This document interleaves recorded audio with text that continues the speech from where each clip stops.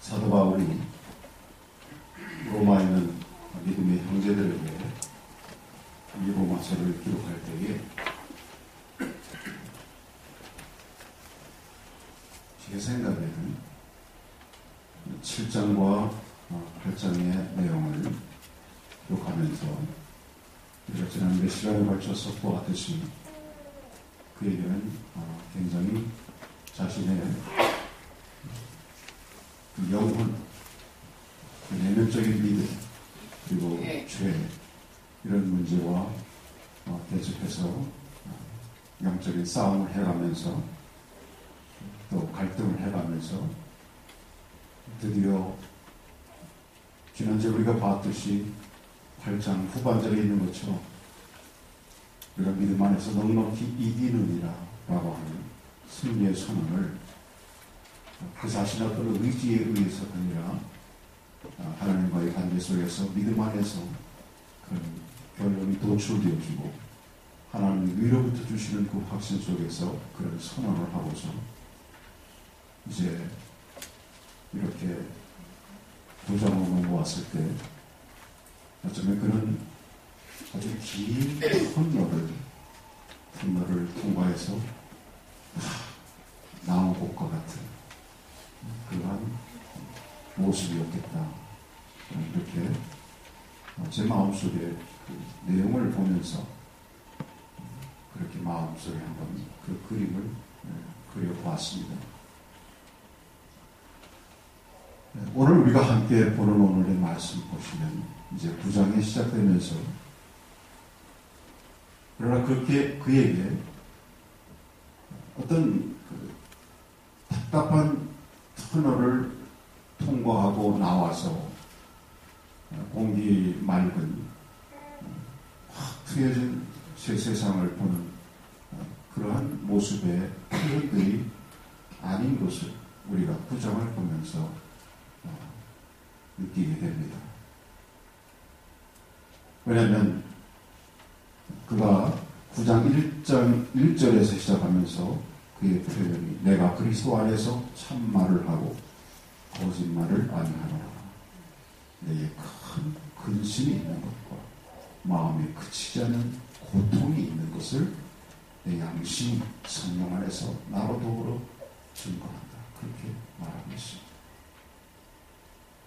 양심이라고 하는 것은 여러분 우리가 아는 대로 우리가 이해하는 대로 양심은 뭐 우리에게 어떤 것을 이렇게 간프라치 해주고 무언가를 이렇게 덮어주고 하는 그런 것이 아니라 양심이라고 하는 것은 있는 그대로를 얘기합니다. 그렇죠?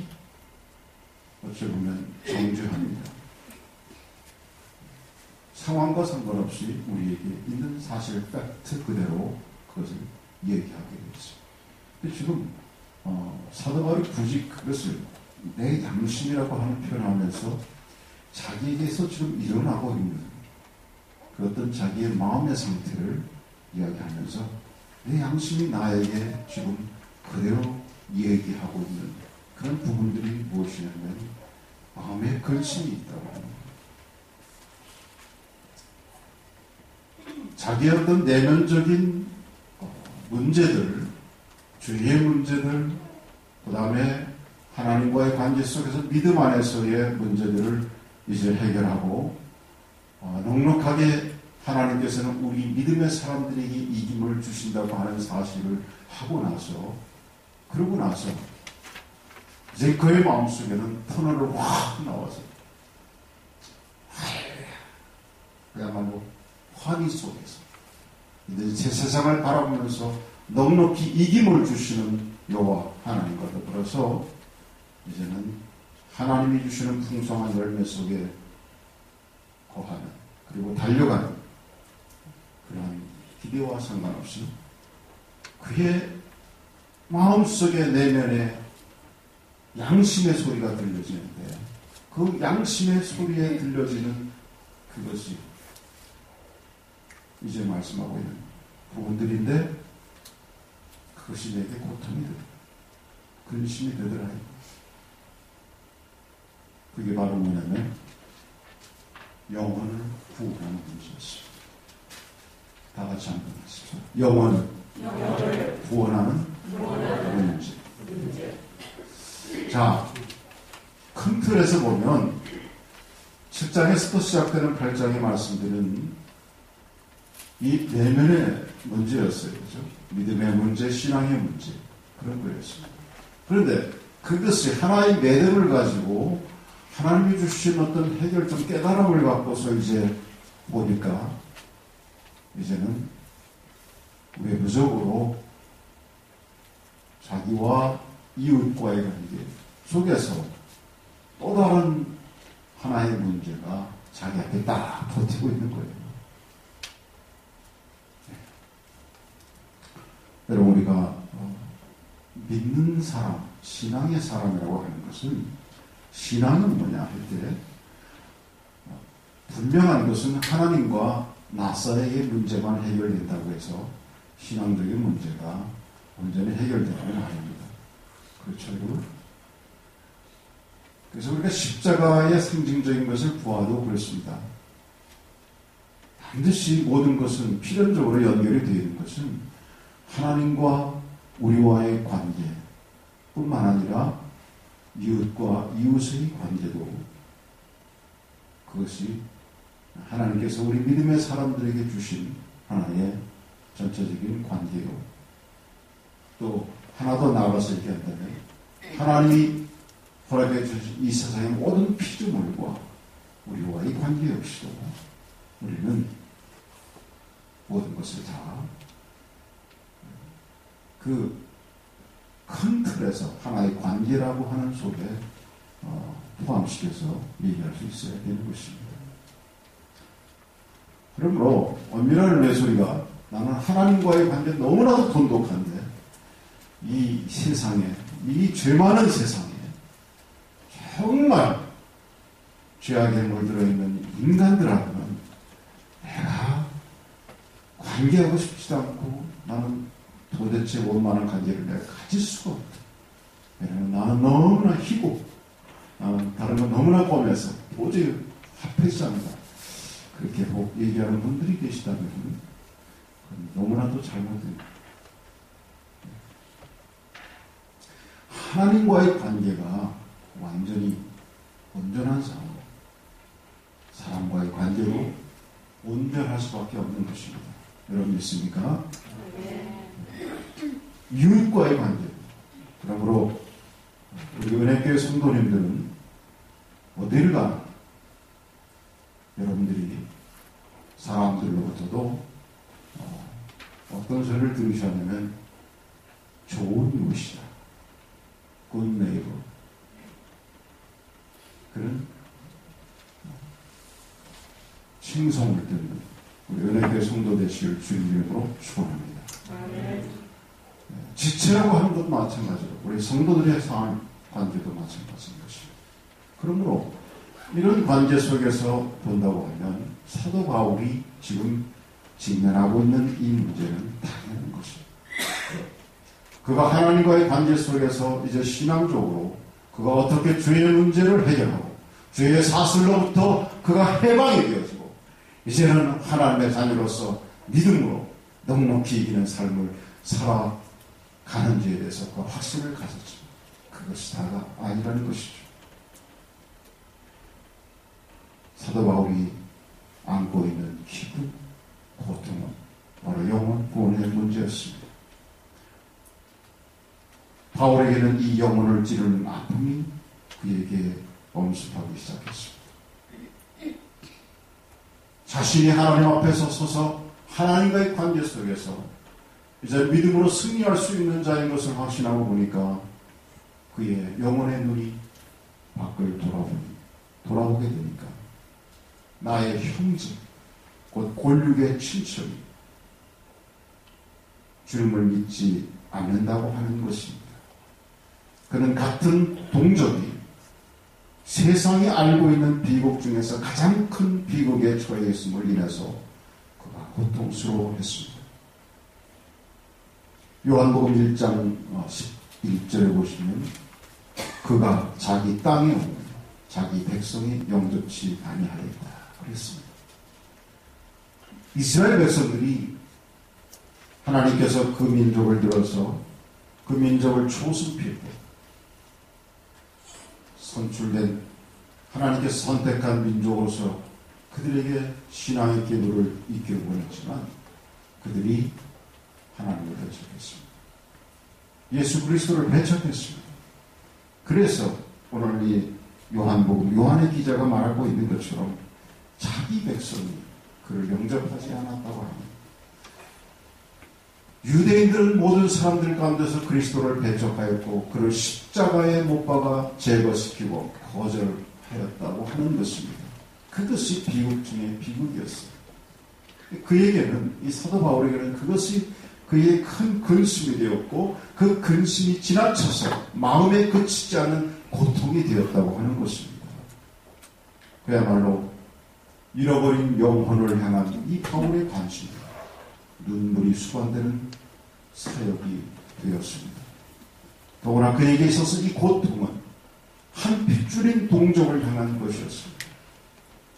그와 피를 나는 동족이 복음으로 인해서, 당신은 복음으로 인해서 하나님의 자녀가 되고 하나님의 백성이 되어지고 이제는 복음 위에 서서 복음을 외치는 자가 되었는데 아직도 복음을 배척하고 있는 사람들로부터 관계 속에서 이제는 그들의 오해를 받고 그들의 배척을 받고 그들의 핍박을 받고 이런 상황 속에서 그에게 있는 더 안타까운 것은 뭐였냐면 저들이 나를 배척하고 나를 이렇게 핍박하고 여러분 아시는 대로 40에 하나 감한 매를 때리도록 이렇게 나를 모질게 대하는 그것이 섭섭하거나 그것으로 인해서 저들이 저 원수 같은 혹은 나를 이렇게 이해하지 못하는 저들로 향해서 저들의 핍박으로 인해서 같이 그들을 손가락질하고 배척하는 것이 아니에요. 그의 마음속에는 그럼에도 불구하고 그에게 밀려오는 영혼에 대한 안타까움이 있더라고 하는 겁니다. 여러분, 잃어버린 영혼을 향한 안타까움과 눈물이 우리 현대 그리스도인들에게 약해져 있습니다. 복음의 능력이 나타나지 않는 것은 복음 자체에 능력이 없는 것이 아니라 영혼을 향한 눈물이 사라졌기 때문에 복음의 능력이 나타나지 않는 것입니다. 예수님의 사역은 통곡의 사역이었습니다. 히브리서 5장 7절을 보니까 그는 육체에 계실 때에 자기를 죽음에서 능히 구원하실 이에게 심한 통곡과 눈물로 간구와 소원을 올렸고 그의 경계하심을 인하여 들으심을 얻었느니라 히브리 기자가 전하고 있습니다. 예수님의 사역 자체가 무엇이었습니까? 눈물이었습니다. 통곡이었습니다. 내가 너희를 구원하기 위해서 이 땅에 왔는데 왜 나를 믿지 아니하느냐 눈물을 흘리셨습니다. 또 예루살렘을 향해서 통곡했습니다. 예루살렘의 딸들이여 나를 위해 울지 말고 너와 네 자녀를 위해 울라. 그런가 하면 나사로의 죽음을 보고 우셨고 또 회개치 않는 모습을 보고 통곡하시고 눈물 지으시고 밤새도록 부르짖는 것이 예수 그리스도의 삶이었습니다. 교회에 눈물이 사라지고 통곡이 사라지니까 사랑이 사라졌습니다. 한 영혼이 죽고 넘어지는 상황에 대해 아픔이 없습니다. 한 영혼이 지옥의 자식이 되는 모습을 보고도 정말로 가슴을 찢고 옷을 찢고 나아가는 애통한 마음이 없습니다. 이것이 점점 우리에게서 그리워온 현대교회의 모습이라고 그렇게 얘기한다면 과한 표현이겠습니다. 사도 바울도 에베소 교회 장로들과 헤어지면서 한 유명한 말이 있습니다. 사도행전 20장 31절을 보니까 너희가 일깨워 내가 3년이나 밤낮 쉬지 않고 눈물로 각 사람을 훈계하던 것을 기억하라고 했습니다. 단지 말씀만 증거한 것이 아니라 눈물로 각 사람을 훈계했음을 일깨우고 있습니다. 하나님의 말씀을 증거해도 순종치 아니하고 그렇게 사람으로 부르짖음에도 불구하고 회개치 아니하고 세상의 길, 배신의 길로 빠지는 모습을 바라보고 사도 바울은 밤낮 쉬지 않고 눈물로 훈계를 했다는 것입니다. 그러니까 그가 눈물로 훈계하는 것을 기억하라고 당부하는 것입니다. 누가복음 15장에 보시면 당자의 비유가 있죠. 그 아들은 아버지의 마음, 아버지의 아픔을 모릅니다. 아버지에게는 둘째 아들이 가지고 간 그 재산이 문제가 아니었습니다. 잃어버린 아들이 문제였습니다.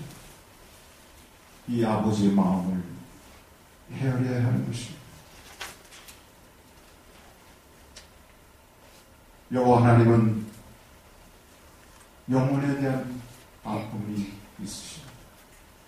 우리가 그 아버지의 마음을 헤아리는 자가 되어야 되는 것입니다. 장애자 아빠를 둔 딸자식이 있습니다. 이 딸자식은 그 아픔을, 아빠의 아픔을 알고 있습니다. 그래서 이 철든 딸아이는 그가 의사가 되기를 바랐습니다. 이유는 아빠의 아픔을 알았기 때문이에요. 두 번째는 그 아픔을 알기 때문에 무엇이 아빠를 기쁘게 하는 것인지도 그가 알았기 때문입니다. 우리 성도들에게도 이 마음이 필요한 줄 믿습니다. 하나님의 마음을 헤아리는 것. 하나님께서 가장 원하는 것이 무엇인가를 헤아리는 것. 죽어가는 영혼들, 택한 백성들을 한 영혼이라도 더 구원하는 것. 이 아버지의 심정을 하나님의 자녀들이 바로 이해하기를 원하시는 것입니다. 그럼 우리가 이 사순절 기간이라고 하는 것이 무엇입니까? 우리 주님의 구원의 구속의 역사, 그분이 태어나셨고 이 땅에서 그가 한눈 팔지 않고 줄곧 한 길을 향해서 달려가셨던, 우리 종래에는 이제 그가 구원의 사역의 결정체인 십자가를 주셨던 것, 그리고 그것을 통해서 그가 이루셨던 그의 승리, 이 모든 것에 대해서 우리가 특별히 집중적으로 기억하는 기간들 아니겠습니까?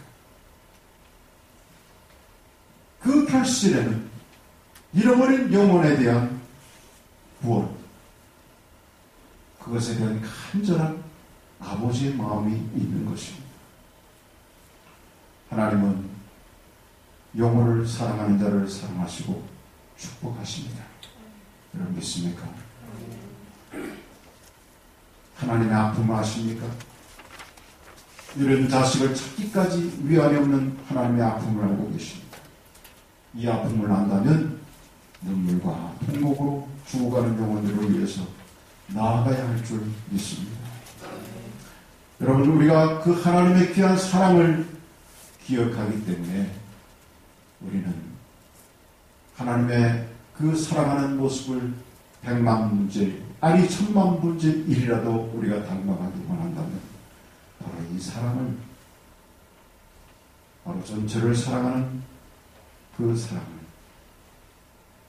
기권택의 사랑이 아니라 하나님 우리에게 허락하신 공동체를 사랑하는 그 사랑을 우리가 함께 덧입기 위해서 또한 기도해야 될 줄 믿습니다.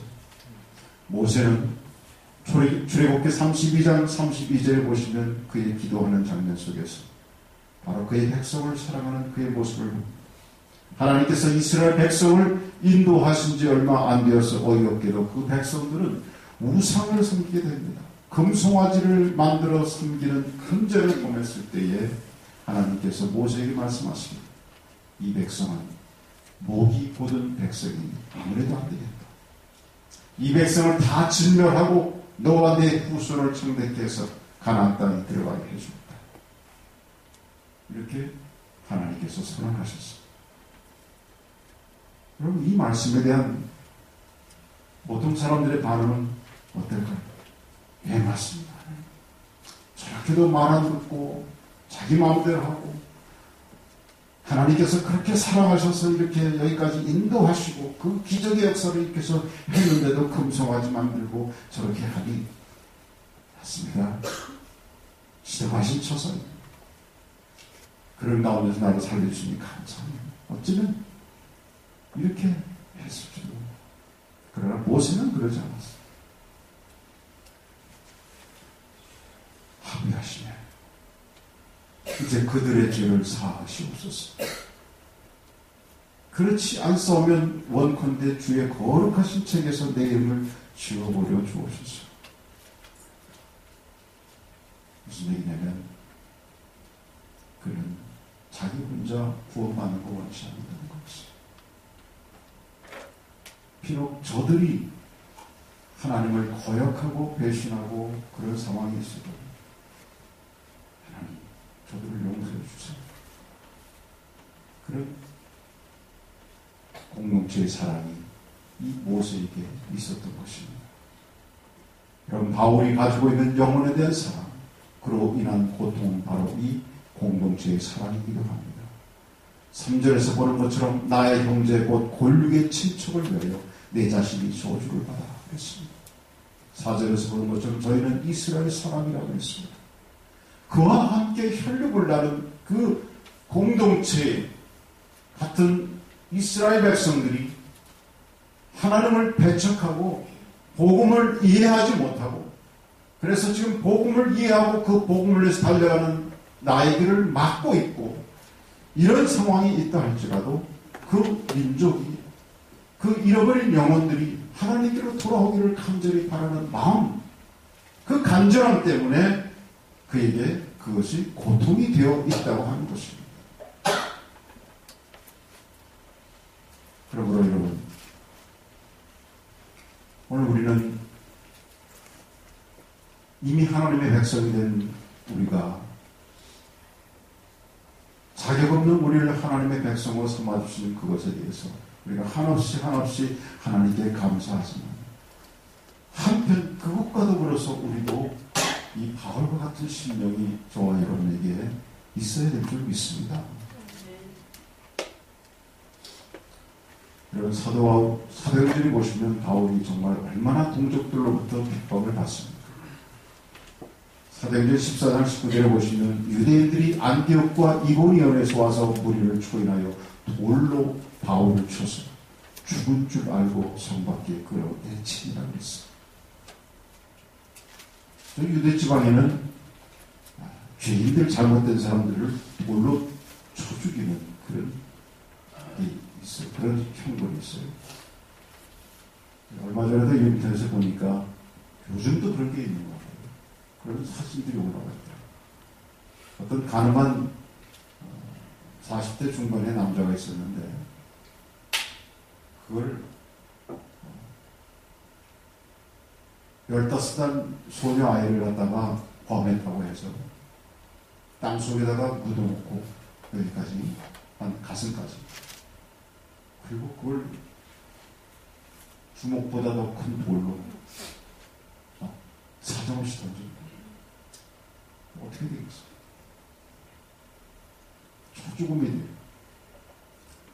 그거로 끝나는 게 아니라 그걸 또 끄집어내서 아직 살아있는 상황이니까 아주 결정적으로 그냥 또 돌을 돌려서 완전히 현장에서 즉사하게 만들어요. 이런 아주 잔인하고 무서운 그런 법이 있는 것 같아요. 그러니까 주님 당시에도 마찬가지. 여러분 아시잖아요. 가늠한 여인이 되었어요. 그러니까 사도 바울도 그런 돌로 사람들로부터 거의, 여기 보니까 죽었다 그랬잖아요. 죽인 거예요. 이처럼 복음을 전한다고 하는 것 때문에 이처럼 어려운 상황에 그가 놓여 있습니다. 그는 그 민족을 향해서 그들의 영혼을 사랑하는 마음을 갖고 있었다고 하는 것입니다. 여러분, 왜 그럴 수 있었을까요? 두 가지로 정리할 수 있습니다. 하나는 사도 바울은 저들의 마음으로 저들의 입장에 놓고 그것을 보았던 것입니다. 아직도 복음을 받아들이지 못한 저들은 그 복음에 대한 깨달음이 없기 때문에 그럴 수 있다라고 하는 것이죠. 저들이 복음을 받아들이기만 하면 저들도 하나님이 참으로 소중하게 여기는 귀한 영혼이다 하는 것을 인정하고 그들을 판매하는 것입니다. 두 번째로는 저들을 영적으로 죽어있는 상태임을 분명히 인식하고 있는 것입니다. 그냥 육적인 관계로 보지 않는 거예요. 영적인 관계에서 저들은 죽어있는 영혼들이기 때문에 저들이 저럴 수밖에 없다고 하는 것을 인정했습니다. 그랬기 때문에 그 영혼들이 아직도 돌아오지 못하고 그러나 돌아와야 할 영혼들이라고 생각하면서 그 마음속에는 안타까움이 있고 그 안타까움이 쌓이다 보니까 그에게는 마음에 끊임없는 그의 브랜드로 고통이 되어 있는 것입니다. 여러분, 우리가 이 말씀을 저도 준비하면서 묵상하면서 참 많은 찔림과 회의가 되는 게, 영혼에 대해서 우리가 복음을 전하고 말씀을 전하고 또 교회로 인도하고 하지만 그런 것들이 안타까움이 쌓여서 되게